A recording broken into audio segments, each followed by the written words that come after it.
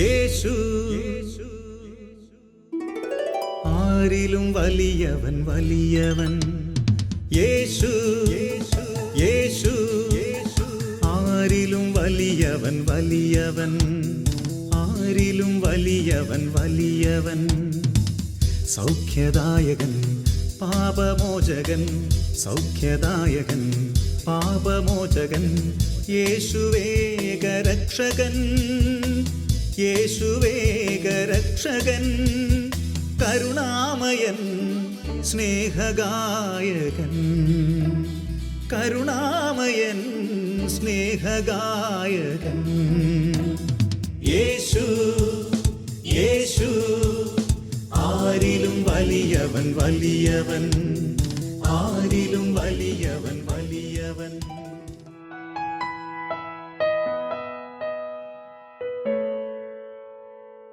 Praise the Lord.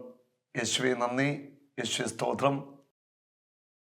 കർത്താവിൻ്റെ നാമം മഹത്വപ്പെടട്ടെ. മാലാഖമാരോടും വിശുദ്ധരോടും ചേർന്ന് പരിശുദ്ധ അമ്മയോട് ചേർന്ന് നമുക്കൊരു നിമിഷം കരങ്ങൾ ഉയർത്തി യേശുവിനെ സ്തുതിച്ച് മഹത്വപ്പെടുത്താം. യേശുവിനെ മാത്രമേ ആരാധിക്കാൻ പാടുള്ളൂ. യേശുവാണ് ഏക സത്യദൈവം. അവിടുത്തെ മാത്രമേ ആരാധിച്ച് സ്തുതിച്ച് പുകഴ്ത്തുവാൻ പാടുള്ളൂ. ഹല്ലേലൂയ. യേശുവേ ഞാൻ അങ്ങയെ സ്തുതിക്കുന്നു. അങ്ങ് മാത്രമാണ് ഏക രക്ഷകൻ, ഏക കർത്താവ്, ഏക ദൈവം. അങ്ങ് ഞങ്ങൾ ആരാധിക്കുന്നു, സ്തുതിക്കുന്നു, നന്ദി പറയുന്നു, സ്തോത്രം ചെയ്യുന്നു. മാലാഖമാരോട് ചേർന്ന് വിശുദ്ധരോട് ചേർന്ന് പരിശുദ്ധ അമ്മയോട് ചേർന്ന് അങ്ങ് ആരാധിക്കുന്നു. പിതാവേ നന്ദി, പിതാവേ സ്തോത്രം. യേശുവേ നന്ദി, യേശുവേ സ്തുതി. പരിശുദ്ധാത്മാവേ നന്ദി, പരിശുദ്ധാത്മാവേ സ്തുതി. ആമേൻ. ഇന്ന് നമ്മൾ ചിന്തിക്കുന്നത് വളരെ ഗൗരവമുള്ള ഒരു വിഷയമാണ്. ഒന്നാം പ്രമാണം ലംഘിക്കുന്ന ധാരാളം ക്രിസ്ത്യാനികളുണ്ട്. ഒന്നാം പ്രമാണ ലംഘനം ഏറ്റവും വലിയ പാപമാണ്. അന്യ ദൈവങ്ങളെ ആരാധിക്കുക, കുമ്പിടുക, വണങ്ങുക, നേർച്ച കാഴ്ച കൊടുക്കുക, അന്യ ദൈവങ്ങൾക്കായിട്ട് ജീവിതം സമർപ്പിക്കുക, അത് വിഗ്രഹ ആരാധനയാണ്. അതൊന്നാം പ്രമാണ ലംഘനമാണ്. വിശുദ്ധ ബൈബിൾ ശക്തമായിട്ട് പഠിപ്പിക്കുന്നു, വിഗ്രഹ ആരാധന പാടില്ല, അന്യ ദൈവങ്ങളെ ആരാധിക്കാനോ പാടില്ല എന്ന് വ്യക്തമായിട്ട് വിശുദ്ധ ബൈബിൾ പഠിപ്പിക്കുന്നു. ജ്ഞാനത്തിൻ്റെ പുസ്തകത്തിൽ 14-ാം അധ്യായത്തിൻ്റെ 8ഉം 9ഉം വചനങ്ങൾ. കരനിർമ്മിത വിഗ്രഹം ശപിക്കപ്പെട്ടതാണ്. കരനിർമ്മിത വിഗ്രഹം ശപിക്കപ്പെട്ടതാണ്. അത് നിർമ്മിച്ചവനും ശപിക്കപ്പെട്ടവനാണ്. കാരണം അവൻ ആ നശ്വര വസ്തു നിർമ്മിച്ച് അതിനെ ദേവനെന്ന് വിളിച്ചു. അധർമ്മിയെയും അവൻ്റെ അധർമ്മത്തെയും ദൈവം ഒന്നുപോലെ വെറുക്കുന്നു. ശില്പത്തോടൊപ്പം ശില്പിയെയും അവിടുന്ന് ശിക്ഷിക്കും. അതായത് വിഗ്രഹമുണ്ടാക്കി അവയെ ആരാധിക്കുക, വണങ്ങുക, ഇത് ചെയ്യാൻ പാടില്ല. വിഗ്രഹത്തെയും ശില്പിയെയും ശിക്ഷിക്കും. അത് ശാപഗ്രസ്തമാണെന്ന് വചനം പറയുന്നു. ജനതകളുടെ വിഗ്രഹങ്ങൾക്കും ശിക്ഷയുണ്ടാകും. ഇവിടെ പറയാണ്, ജനതകളുടെ വിഗ്രഹങ്ങൾക്ക് ശിക്ഷ ഉണ്ടാകും. ലോകമെമ്പാടും അനേക മതങ്ങളുണ്ട്. വിഗ്രഹങ്ങളെ വെച്ച് ആരാധിക്കുന്നവർ ധാരാളമായിട്ട് ഉണ്ട്. ജനതകളുടെ വിഗ്രഹങ്ങൾക്ക് ശിക്ഷയുണ്ടാകും. ദൈവസൃഷ്ടിയുടെ ഭാഗമെങ്കിലും അവ മ്ലേച്ഛതയും മനസ്സിന് പ്രലോഭനവും മൂഢന്മാരുടെ പാദങ്ങൾക്ക് കെണിയുമായി തീർന്നിരിക്കുന്നു. അപ്പോൾ വിഗ്രഹ ആരാധന നിന്നെ കെണിയിലേക്ക്, നാശത്തിലേക്ക് നയിക്കും. ജ്ഞാനം 14:12. വിഗ്രഹ നിർമ്മാണ ചിന്തയാണ് അവിശ്വസ്തതയുടെ ആരംഭം. അവയുടെ കണ്ടുപിടുത്തമാണ് ജീവിതത്തെ ദുഷിപ്പിച്ചത്. അവ ആദ്യം മുതൽ ഉള്ളതോ അവസാനം വരെ നിലനിൽക്കുന്നതോ അല്ല. മനുഷ്യന്റെ മിഥ്യാഭിമാനത്തിന്റെ ഫലമായി അവ ലോകത്തിൽ പ്രവേശിച്ചു. അവയുടെ പെട്ടെന്നുള്ള തിരോധാനം നിശ്ചയിക്കപ്പെട്ടിരിക്കുന്നു. ആ വിഗ്രഹങ്ങളെ ഉണ്ടാക്കി, ദേവന്മാരെ ഉണ്ടാക്കി, അല്ലെ ഈ മൃഗങ്ങളുടെ രൂപങ്ങൾ, ഇഴജന്തുക്കൾ അല്ലെ മറ്റു രൂപങ്ങൾ ഉണ്ടാക്കി വെച്ച് ആരാധിക്കാനോ പൂജിക്കുവാനോ പാടില്ല എന്നാണ് വിശുദ്ധ ബൈബിൾ പഠിപ്പിക്കുന്നത്. അത് വിഗ്രഹ ആരാധനയാണ്. ഹല്ലേലൂയ. അപ്പോൾ ഈ മേഖലയിൽ വീഴ്ചകൾ സംഭവിച്ചിട്ടുള്ളവർ അത് തിരുത്തണം. അല്ല, വിഗ്രഹ ആരാധനയിലൂടെ ശരിക്കും ഒരു പൈശാചിക സ്വാധീനം അത് നടത്തുന്നവരിലേക്ക് കടന്നു വരികയാണ്. വിഗ്രഹത്തെ ആരാധിക്കുന്നവർ പിശാചിനെയാണ് ആരാധിക്കുന്നത്. Catechism of the Catholic church നമ്മെ വ്യക്തമായിട്ട് പഠിപ്പിക്കുന്ന ഒരു ഭാഗം ഞാൻ നിങ്ങളെ വായിച്ച് മനസ്സിലാക്കി തരാൻ ആഗ്രഹിക്കണം. CCC 414 സാത്താൻ അഥവാ പിശാച് മറ്റ് ദുർഭൂതങ്ങൾ കേട്ടോ. സാത്താൻ അഥവാ പിശാച് മറ്റ് ദുർഭൂതങ്ങൾ എന്നിവർ പാപം മൂലം അധപ്പതിച്ച ദൈവദൂതന്മാരാണ്. അവൾ സാത്താനെന്നും പിശാചെന്നും അശുദ്ധാത്മാവെന്നും ദുർഭൂതങ്ങളെന്നും ഒക്കെ വിളിക്കപ്പെടുന്നത് അധപ്പതിച്ച മാലാഖമാരാണ്. അവരാണ് പിശാചുക്കൾ, ദുർഭൂതങ്ങൾ. നമ്മുടെ നാട്ടിലൊക്കെ നമ്മൾ കേൾക്കാറുണ്ട് ദുരാത്മാക്കൾ, ദുർഭൂതങ്ങൾ. ബൈബിളിൽ പറയുന്നുണ്ട് അശുദ്ധാത്മാവ്, സാത്താന്, പിശാച്. ഇതൊക്കെ ദൈവത്തെ ധിക്കരിച്ച് പോയ പൈശാചിക അരൂപികളാണ്. ഈ പിശാചിന്റെ ഏറ്റവും വലിയ ആഗ്രഹം എന്താണെന്നറിയോ? മനുഷ്യൻ ദൈവത്തെ ആരാധിക്കരുത്, ദൈവത്തെ സ്വന്തമാക്കരുത്. പിശാചിന്റെ അടുത്ത ആഗ്രഹം എന്ന് പറഞ്ഞാൽ എല്ലാ ആരാധനയും പിശാചിന് ലഭിക്കണം. ദൈവത്തിന് ആരാധന കിട്ടരുത്, മനുഷ്യൻ പിശാചിനെ ആരാധിക്കണം. അതുകൊണ്ടാണ് ഈ ലോകത്തില് വിഗ്രഹ നിർമ്മാണം ആരംഭിച്ചത്. അത് പിശാചിന്റെ പടിയാണ്. അങ്ങനെ വിഗ്രഹങ്ങളിൽ പിശാച് കുടിയിരിക്കുന്നു. അങ്ങനെ പിശാച് മനുഷ്യന്റെ ആരാധന വാങ്ങാണ്. മനുഷ്യന്റെ ബുദ്ധി അന്ധമായി പോയിരിക്കുന്നു. അപ്പോൾ ഒന്നാം പ്രമാണത്തിന്റെ ലംഘനമാണ്.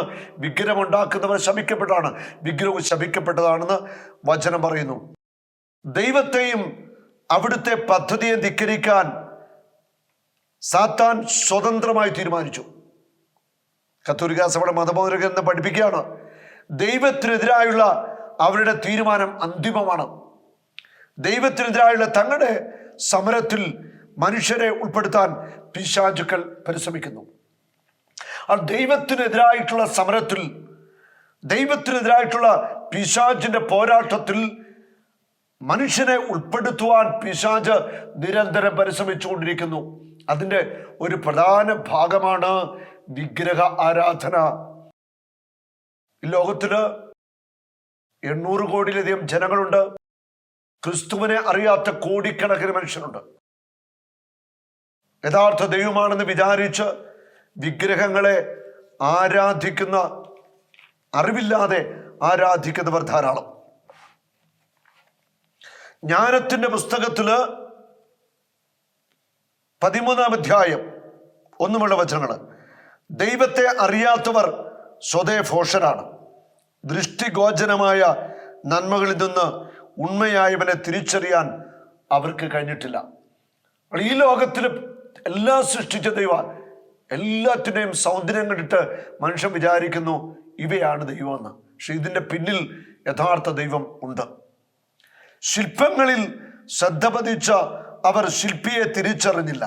അഗ്നി, വായു, കാറ്റ്, നക്ഷത്രവലയങ്ങൾ, ക്ഷോഭിച്ച സമുദ്രം, ആകാശ തേജസ്സുകൾ അവ ലോകത്തെ ഭരിക്കുന്ന ദേവന്മാരായി അവർ കരുതി അവയുടെ സൗന്ദര്യത്തിൽ ഭ്രമിച്ച് അവയെ ആരാധിച്ചു.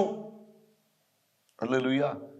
ഇവയെ സൃഷ്ടിച്ച സർവശക്തനായ ദൈവമുണ്ട്. ആ ദൈവത്തെ മറന്നുകൊണ്ട് സൃഷ്ടിയെ, സൃഷ്ടവസ്തുക്കളെ, വിഗ്രഹങ്ങളെ മനുഷ്യൻ ആരാധിക്കുന്നു. അങ്ങനെ പിശാച് ദൈവത്തിൽ ലഭിക്കേണ്ട ആരാധന കൊണ്ടുപോവുകയാണ്. അടുത്ത വചനം ജ്ഞാനം 13:10. സ്വർണം, വെള്ളി ഇവയിൽ നിർമ്മിച്ച രൂപങ്ങളെയോ മൃഗങ്ങളുടെ രൂപങ്ങളെയോ പണ്ടങ്ങോ നിർമ്മിച്ച നിരുപയോഗയോഗ്യമായ ശിലയോ ദേവന്മാരാക്കി നിർജീവമായ അവയിൽ പ്രത്യാശ അർപ്പിക്കുന്നവരുടെ നില ശോചനീയമാണ്. സ്വർണത്തില്, വെള്ളിയില്, കല്ലില്, തടിയില് അല്ലെ മറ്റു വസ്തുക്കളിലൊക്കെ ഉണ്ടാക്കിയ മൃഗങ്ങളുടെ രൂപങ്ങൾ, മൃഗങ്ങൾ, വ്യത്യസ്തമായ മൃഗങ്ങളുടെ രൂപങ്ങൾ. ഈ ലോകത്തിൽ ധാരാളം മൃഗങ്ങളുണ്ട്. ഈ മൃഗങ്ങളുടെ രൂപം ഉണ്ടാക്കി ഇത് ദൈവമാണെന്ന് വിചാരിച്ച് ആരാധിക്കുന്ന മനുഷ്യൻ അവന്റെ ബുദ്ധി പിശാച് അന്ധമാക്കിയിരിക്കുക. വീണ്ടും വചനം പറയുന്നു, ജ്ഞാനം 13:14, അഥവാ ഏതെങ്കിലും ക്ഷുദ്രമൃഗത്തിന്റെ രൂപം കൊത്തി ചായം പൂശി ചമപ്പിച്ച് കുറവുകൾ ചായം കൊണ്ട് മറയ്ക്കുന്നു. അവനത് ഉചിത സ്ഥാനത്തെ ഭിത്തിയിൽ ആണികൊണ്ട് ഉറപ്പിക്കുന്നു. അത് അതിനെ തന്നെ സംരക്ഷിക്കാൻ ശക്തിയില്ലാത്തതായതുകൊണ്ട് പരസഹായം വേണമെന്ന് അറിയാവുന്നതുകൊണ്ട് അവനത് വീണുപോകാതെ ശ്രദ്ധിക്കുന്നു. എങ്കിലും സമ്പത്തിനും വിവാഹത്തിനും മക്കൾക്കും വേണ്ടി ഒരു ലജ്ജയും കൂടാതെ ഈ മൃഗങ്ങളുടെ രൂപത്തിന് മുൻപിൽ നിന്ന് മനുഷ്യൻ പ്രാർത്ഥിക്കുന്നു, ആരാധന അർപ്പിക്കുന്നു. അവൾ സത്യ ദൈവത്തിന് ആരാധന കൊടുക്കരുത്. അതിനുവേണ്ടി പിശാച് ലോകത്തുണ്ടാക്കിയ മാർഗങ്ങളാണിത്. അവൾ പിശാച് അരൂപിയാണ്. വിശുദ്ധ ബൈബിളില് നമ്മൾ വായിക്കുന്നുണ്ട്, ഉൽപ്പത്തി പുസ്തകത്തില് ആ പുരാതന സർപ്പം ഹവ്വായെ പറ്റിച്ചു. സർപ്പത്തോട് കർത്താവ് പറയുന്നുണ്ട്, നീ ഭൂമിയിൽ ശപിക്കപ്പെട്ട മൃഗമായിരിക്കും. സർപ്പത്തെ ശപിച്ചു. വെളിപാട് 12 വന്നാൽ ആ 12-ാം അധ്യായത്തില് 11 തവണ സർപ്പത്തെ കുറിച്ച് പറയുന്നുണ്ട്. 11 തവണ സർപ്പത്തെ കുറിച്ച് പറയുന്നുണ്ട്. 3-ാം വചനം, സ്വർഗത്തിൽ മറ്റൊരടയാളം കൂടി കാണപ്പെട്ടു. ഇതാ അഗ്നിമയനായ ഒരു ഉഗ്ര സർപ്പം, അതിന് 7 തലയും 10 കൊമ്പും, തലയിൽ 7 കിരീടങ്ങൾ ഉണ്ടോ. അഗ്നിമയനായ ഒരു ഉഗ്ര സർപ്പം. 4-ാം വചനം, ആ സ്ത്രീ പ്രസവിക്കുന്ന കുഞ്ഞിനെ വിഴുങ്ങുവാൻ സർപ്പം കാത്തുനിന്നു. അങ്ങനെ വായിച്ചു വരുമ്പോൾ അടുത്ത വചനത്തിൽ സർപ്പവും മിഖായേലും തമ്മിൽ യുദ്ധം ഉണ്ടായി. സർപ്പവും അവരുടെ ദൂതന്മാരെ പരാജയപ്പെട്ടു. അത് ഭൂമിയിലേക്ക് വലിച്ചെറിഞ്ഞു. ആ അധ്യായത്തിൽ 11 തവണ സർപ്പന്റ് എന്ന് പറയുന്നുണ്ട്. ഇത് ലൂസിഫറും അവന്റെ കിങ്കരന്മാരുമാണ്, പൈശാചിക സമൂഹങ്ങളാണ്. അവ ആരാധനയ്ക്ക് വേണ്ടി മനുഷ്യന്റെ ബുദ്ധിയെ അന്ധമാക്കി കബളിപ്പിക്കുകയാണ്. മൃഗങ്ങളുടെ രൂപത്തില് വിഗ്രഹമായിട്ട് അതിനുമേൽ ആവസിക്കുന്നു. അങ്ങനെ മനുഷ്യൻ കുമ്പിടുന്നു, ആരാധിക്കുന്നു, പൂജ അർപ്പിക്കുന്നു. ഇതൊക്കെ ചെയ്യുക സാത്താൻ ആരാധന മേടിക്കുകയാണ്. ഇത് സാത്താന്റെ വലിയൊരു വഞ്ചനയാണ്, തട്ടിപ്പാണ്. ഇത് വിശ്വാസികൾ മനസ്സിലാക്കണം. ഈ കഴിഞ്ഞ ധ്യാനം നടക്കുമ്പോൾ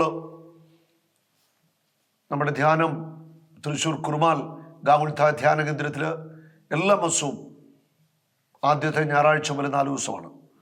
കഴിഞ്ഞ ധ്യാനം നടക്കുമ്പോൾ ബുധനാഴ്ച വൈകിട്ട് ദിവ്യകാരുണ്യ ആരാധന നടക്കുകയാണ്. ആരാധനയിൽ പ്രത്യേകിച്ച് പിതാക്കന്മാരുടെ പാപങ്ങൾക്കൊക്കെ മാപ്പി ചോദിച്ച് ആത്മാക്കൾക്ക് വേണ്ടിയും ശുദ്ധീകരണത്തിന്റെ ആത്മാക്കൾക്ക് വേണ്ടി കരുണയ്ക്ക് വേണ്ടിയൊക്കെ ഇങ്ങനെ പ്രാർത്ഥിക്കണം.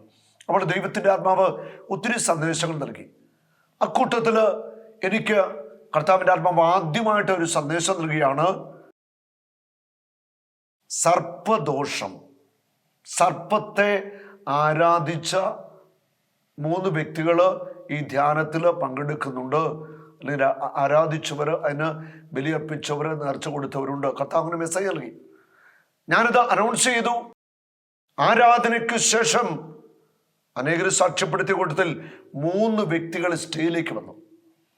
അതിൽ ഒരു സ്ത്രീ പറയുകയാണ്, അവരുടെ ഒരു ബന്ധു, അദ്ദേഹം ഈ വിഷ ചികിത്സയൊക്കെ നടത്തുന്ന വ്യക്തിയായിരുന്നു. അദ്ദേഹം മരിച്ചു കിടക്കുമ്പോൾ അദ്ദേഹത്തിൻ്റെ ആ മൃതശരീരത്തിന് മേൽ 2 പാമ്പുകൾ വന്നിട്ട് ആ മൃതശരീരത്തിലൂടെ കയറി അല്പസമയം പാമ്പുകൾ ഇറങ്ങിപ്പോയി എന്ന് പറഞ്ഞു. ഇതിൽ നിന്ന് നമ്മൾ എന്താ തിരിച്ചറിയേണ്ടത്? ആ മൃതശരീരത്തിന് മേലെ 2 പാമ്പുകൾ പുറത്തുനിന്ന് വന്നിട്ട് കയറി ആ മൃതശരീരത്തെ കയറി ഇറങ്ങിപ്പോയി എന്നാ പറയുന്നത്. ആരും പാമ്പിനെ കൊന്നൊന്നുമില്ല. ഇതിൽ നിന്ന് തന്നെ അതിന്റെ പൈശാചികത, അതിന്റെ ആ തിന്മയുടെ സ്വാധീനം നമുക്ക് മനസ്സിലാവും. നമ്മൾ ആ മരിച്ചു കിടക്കുന്ന വ്യക്തിയുടെ ആത്മാവിന്റെ അവസ്ഥ എന്തായിരിക്കും? നമ്മൾ ചിന്തിക്കേണ്ട ഒരു മേഖലയാണ്. അതുകൊണ്ട് ഒരിക്കലും വിഗ്രഹത്തെ ആരാധിക്കരുത്, വിഗ്രഹത്തെ കുമ്പിടരുത്. ഒരു പിശാചിന് ഇരിക്കുവാനായിട്ട് ഒരു ഒബ്ജക്റ്റ് വേണം, ഒരു വസ്തു വേണം. അത് ഒരു മൃഗമാകാം. മൃഗങ്ങളിൽ പിശാച് ആവസിക്കും. മനുഷ്യ വ്യക്തികളാകാം, സ്ഥലങ്ങളാകാം, വീടുകളാകാം, തകിട്, ഏലസ്, ചരടുകൾ, മറ്റു ക്ഷുദ്രവസ്തുക്കൾ, അവയിലൊക്കെ ആഭിചാരം ചെയ്ത് ആവസിച്ച് വെക്കാം. ഇങ്ങനെയുള്ള കാര്യങ്ങളൊക്കെ നടക്കുന്നുണ്ട്. അവർ തിന്മ പെരുകുകയാ. അപ്പോൾ ആ സ്ത്രീ ഇത് സാക്ഷ്യപ്പെടുത്തി. അതുകൂടാതെ 2 സ്ത്രീകളുടെ വന്നിട്ട് പറയാണ്, അവര് ഇതുപോലെയുള്ള സ്ഥലങ്ങൾ, ഇവരെ കുടുംബക്കാരൊക്കെ അന്യ ദൈവങ്ങൾക്ക് പൂജയർപ്പിക്കുവാൻ, ഇതുപോലെ സർപ്പങ്ങൾക്കൊക്കെ പൂജയർപ്പിക്കാൻ പണവും ഇതൊക്കെ കൊടുത്തിട്ടുണ്ടെന്ന് അവർ രണ്ടുപേരുടെ സാക്ഷ്യപ്പെടുത്തി. അപ്പോൾ ഈ പാപത്തിന്റെ ഗൗരവം, 1-ാം പ്രമാണ ലംഘനത്തിന്റെ ഗൗരവം വിശ്വാസികൾ തിരിച്ചറിയണം. പിശാച് ആരാധന വാങ്ങുവാനായിട്ട് മനുഷ്യനെ കബളിപ്പിക്കുകയാണ്. 1-ാം പ്രമാണം ലംഘിക്കുന്നവരോർത്തോ ഇത് അപകടകരമായ ഒരു യാത്രയാണ്. സത്യദൈവമായ യേശുക്രിസ്തുവിനെ മാത്രമേ ആരാധിക്കാൻ പാടുള്ളൂ. ആകാശത്തിന് കീഴിൽ രക്ഷയ്ക്ക് വേണ്ടി കർത്താവായ യേശുക്രിസ്തുവിന്റെ നാമമല്ലാതെ മറ്റൊരു നാമവും നൽകപ്പെട്ടിട്ടില്ല. യേശു മാത്രമാണ് ഏകരക്ഷകൻ, ഏക സത്യ ദൈവം. അവിടുത്തെ മാത്രമേ ആരാധിക്കാൻ പാടുള്ളൂ, പൂജിക്കുവാനായിട്ട് പാടുള്ളൂ. ഹല്ലേലൂയ. ഇങ്ങനെയൊക്കെ ചെയ്യുന്നതിലൂടെ സംഭവിക്കുന്ന അപകടം, നിങ്ങൾ ശരിക്കും പൈശാചിക ബന്ധനത്തിലാകും, സാത്താന്റെ അടിമത്തത്തിലാകും. പിശാച് നിങ്ങളെയും നിങ്ങളുടെ തലമുറകളെയും ബന്ധിക്കുമെന്ന് തിരിച്ചറിയുക. 1-ാം പ്രമാണം ലംഘിച്ചാൽ തലമുറകളെ ശാപത്തിലേക്ക് നയിക്കുന്ന പാപമാണിത്. ജോബിന്റെ പുസ്തകത്തില് 12-ാം അധ്യായത്തില് 14-ാമത്തെ വചനം, അവിടുന്ന് നശിപ്പിച്ചാൽ ആർക്കും പുനരുദ്ധരിക്കാൻ കഴിയില്ല, അവിടുന്ന് ബന്ധിച്ചാൽ ആർക്കും മോചിപ്പിക്കാൻ കഴിയില്ല. കർത്താവായ യേശു ക്രിസ്തു നശിപ്പിച്ചാൽ നശിപ്പിച്ചതാ. കർത്താവായ യേശു ക്രിസ്തു ബന്ധിച്ചാൽ ബന്ധിച്ചതാ. കുരിശിൽ കർത്താവ് സാത്താനെ പൂർണ്ണമായിട്ട് ബന്ധിച്ചു കഴിഞ്ഞിരിക്കുക. 1 യോഹന്നാൻ 3:8 സാത്താന്റെ പ്രവൃത്തികളെ നശിപ്പിക്കാൻ വേണ്ടിയാണ് ക്രിസ്തു ഈ ഭൂമിയിലേക്ക് വന്നത്, ദൈവപുത്രൻ വന്നത്. അപ്പോൾ ഈ 1-ാം പ്രമാണ ലംഘനത്തിന്റെ അപകടം തിരിച്ചറിയുക. ബലിയർപ്പിച്ചവര്, ആരാധിച്ചവര്, പൂജിച്ചവരൊക്കെ ഓർത്തു, അതിലൂടെ നിങ്ങളിലേക്ക് ഒരു ദുഷ്ടാരൂപിയുടെ സ്വാധീനം ഉറപ്പായിട്ടും കടന്നു വന്നിട്ടുണ്ട്. അനുദപിക്കണം, കുമ്പസാരത്തിൽ ഏറ്റുപറയണം, ഈ പാപമേഖല പൂർണ്ണമായിട്ട് ഉപേക്ഷിക്കണം. ക്രൈസ്തവര് ഇങ്ങനെയുള്ള കാര്യങ്ങൾ ഒരിക്കലും ചെയ്യാനായിട്ട് പാടില്ല.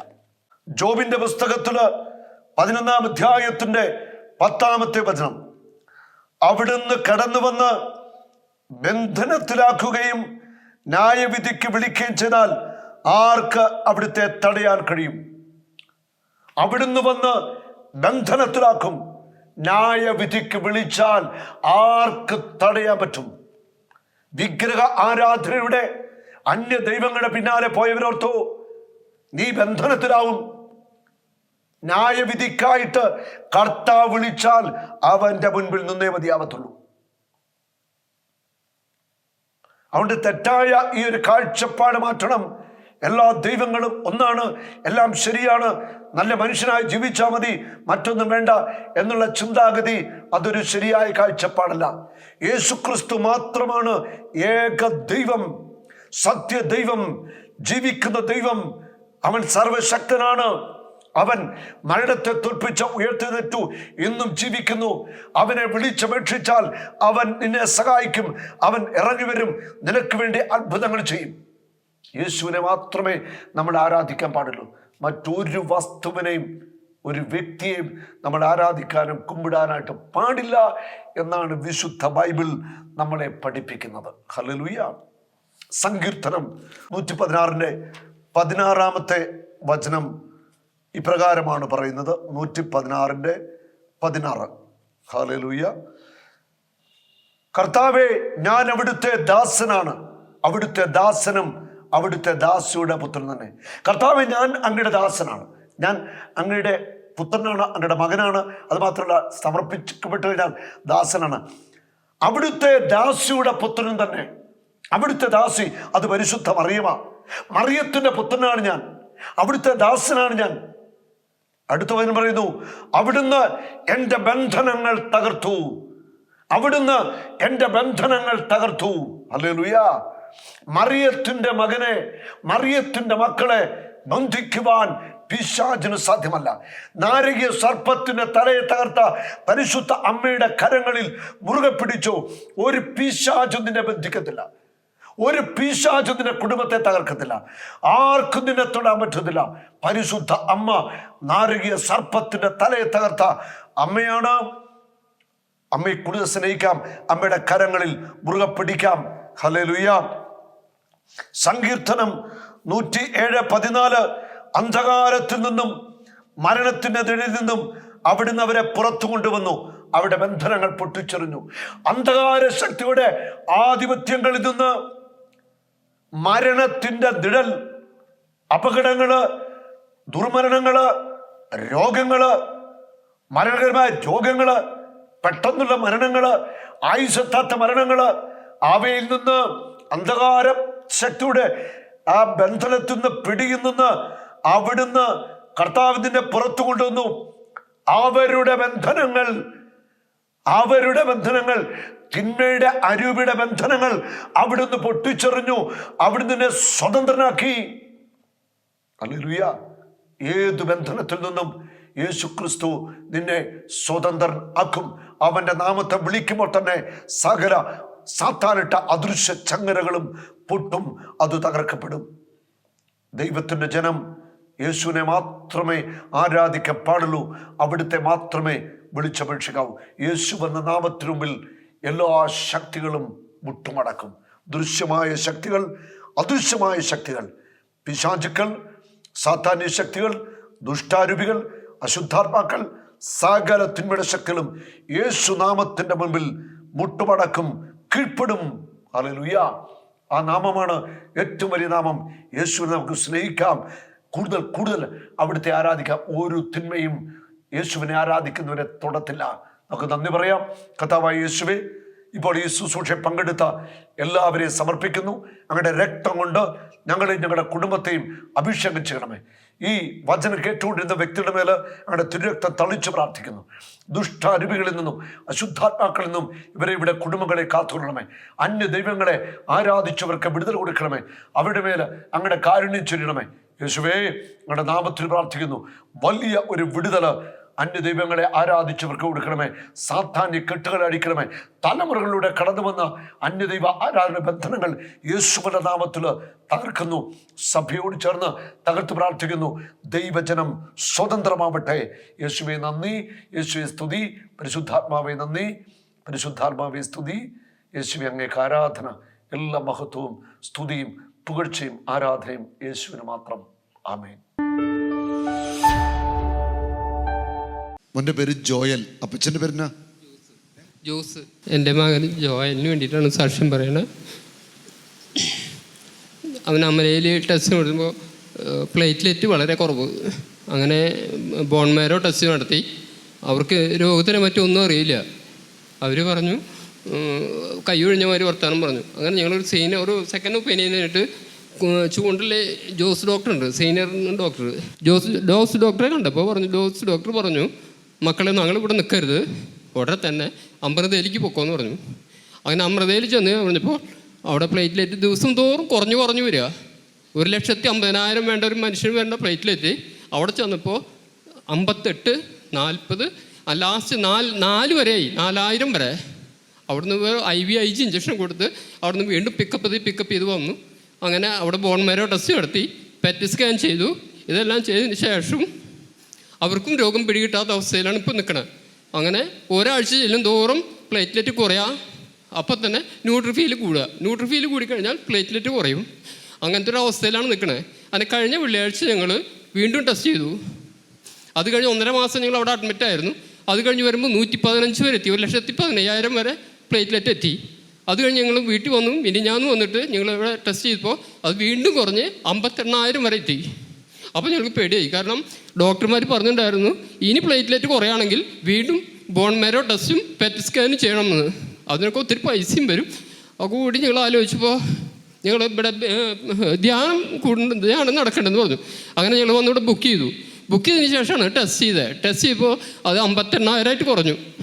എനിക്ക് പേടിയതല്ല, 2 ദിവസം കഴിഞ്ഞ് കഴിഞ്ഞാൽ അത് വീണ്ടും പഴയ സ്റ്റേജിലേക്ക് ഒരു 4,000 എത്തുമോ എന്നുള്ളതായിരുന്നു പേടി. അങ്ങനെ ഞാൻ ബ്രദറിനെ കണ്ടു. ബ്രദറിൻ്റെ സംസാരിച്ചപ്പോൾ ബ്രദറും പറഞ്ഞു കുഴപ്പമില്ല, നീ നാളെ പോയി ടെസ്റ്റ് ചെയ്തിട്ട് ഞങ്ങളിങ്ങോട്ട് വൈകുന്നേരം പോകാമെന്ന് പറഞ്ഞു. അങ്ങനെ ഞങ്ങളൊന്ന് പോയി ടെസ്റ്റ് ചെയ്തു. ആ പ്ലേറ്റിൽ 58 ഇന്ന് 120. 2 ദിവസം കൊണ്ട് 120 എത്തി. ദൈവമേ നന്ദി, സ്വസ്ത്രം, ഹല്ലേലൂയ. അങ്ങനെ ബ്രദർ പറഞ്ഞു. അങ്ങനെ ഞങ്ങൾ ഉച്ച കഴിഞ്ഞിട്ട് വൈകുന്നേരത്താണ്, ഈ കുർബാനയ്ക്ക് മുമ്പായിട്ടാണ് ഞങ്ങളിവിടെ വന്നു ചേർന്നത്. യേശുവേ നന്ദി. ഇന്നലെ വലിയ സങ്കടത്തിലെ കണ്ണുനീരിലാണ് എൻ്റെ ഇടയ്ക്കിൽ വന്നത്. പ്ലേറ്റ്ലെറ്റ് കുറയാണ്, ബോൺമാരോ ടെസ്റ്റ് ചെയ്യണം. നമുക്കറിയാം ഒരു ക്യാൻസർ ആണെന്നുള്ളൊരു പേടി അല്ലേ? ഒന്നും അറിയത്തില്ല, വല്ലാത്തൊരു ഫൈത്തിലാണ് വന്നത്. ഞാൻ ഇന്നലെ ഈ മോന് വേണ്ടി പ്രാർത്ഥിച്ചു അല്ലേ മോനെ? പ്രാർത്ഥിച്ചു. ഞാൻ പറയും ധൈര്യമായിട്ട് പോയി ടെസ്റ്റ് ചെയ്യുക, ഇന്ന് ധ്യാനത്തിന് വന്ന് കയറിക്കളാൻ പറഞ്ഞു. ഇന്നലെ പ്രാർത്ഥിക്കുമ്പോൾ ഇന്നലെ എത്രയായിരുന്നു? 58,000 അല്ലേ? 58,000 ആയിരുന്നു ഇന്നലത്തെ പ്ലേറ്റ്ലെറ്റ്. ഇന്ന് 1,20,000. ഇന്ന് 1,20,000. ഇന്നലെ പ്രാർത്ഥിച്ചിട്ട് പോയി ടെസ്റ്റ് നടത്തി 58 എന്നുള്ളത് 1,20,000 പ്ലേറ്റ്ലെറ്റിൻ്റെ കൗണ്ട് വർദ്ധിച്ചിരിക്കുകയാണ്. ഇത് കർത്താവ് തൊട്ടതാണ്. Hallelujah, hallelujah. ഇത് കർത്താവിൻ്റെ അത്ഭുത പ്രവൃത്തിയാണ്. ഹല്ലേലൂയ. എല്ലാവരും കരമൊന്ന് ഉയർത്തിപ്പിടിച്ച് ഈ മകന് വേണ്ടി ഒന്ന് സ്തുതിച്ച് പ്രാർത്ഥിച്ച് യേശുവിൻ്റെ നാമത്തിൽ അത്ഭുതം സംഭവിക്കട്ടെ. ഈ മകൻ പൂർണ്ണ സൗഖ്യം പ്രാപിക്കട്ടെ. പ്ലേറ്റ്ലെറ്റ് കൗണ്ട് എപ്പോഴും നോർമലായിരിക്കട്ടെ. യേശുവിൻ്റെ രക്തം മകൻ്റെ രക്തത്തിലേക്ക് ഒഴുകട്ടെ. അത്ഭുതം സംഭവിക്കട്ടെ. മജ്ജയിലേക്ക്, മാംസത്തിലേക്ക്, അസ്ഥിയിലേക്ക് കർത്താവിൻ്റെ തിരുരക്തം ഒഴുകട്ടെ. യേശുവിൻ്റെ നാമത്തിൽ ഞങ്ങൾ അനുഗ്രഹിച്ച് പ്രാർത്ഥിക്കുന്നു. ആമേൻ. മോനെ ജോയിലിന് എന്താ പറയാനുള്ളത്? ദൈവത്തിന് സ്തുതി, ദൈവത്തിന് നന്ദി. കാരണം 56 ഇന്നിപ്പോൾ ചെക്ക് ചെയ്തപ്പോൾ 120. ഇത് 150 മേലെ വേണം നോർമലായിട്ട് ഇങ്ങനെ പോകാൻ. കർത്താവ് ഈ മകനെ തൊട്ട് കഴിഞ്ഞിരിക്കുകയാണ്. നിങ്ങളുടെ പ്രാർത്ഥനയിൽ ഓർത്ത് പ്രാർത്ഥിക്കുക. യേശു ആരിലും വലിയവൻ, വലിയവൻ. യേശു യേശു ആരിലും വലിയവൻ, വലിയവൻ. ആരിലും വലിയവൻ, വലിയവൻ.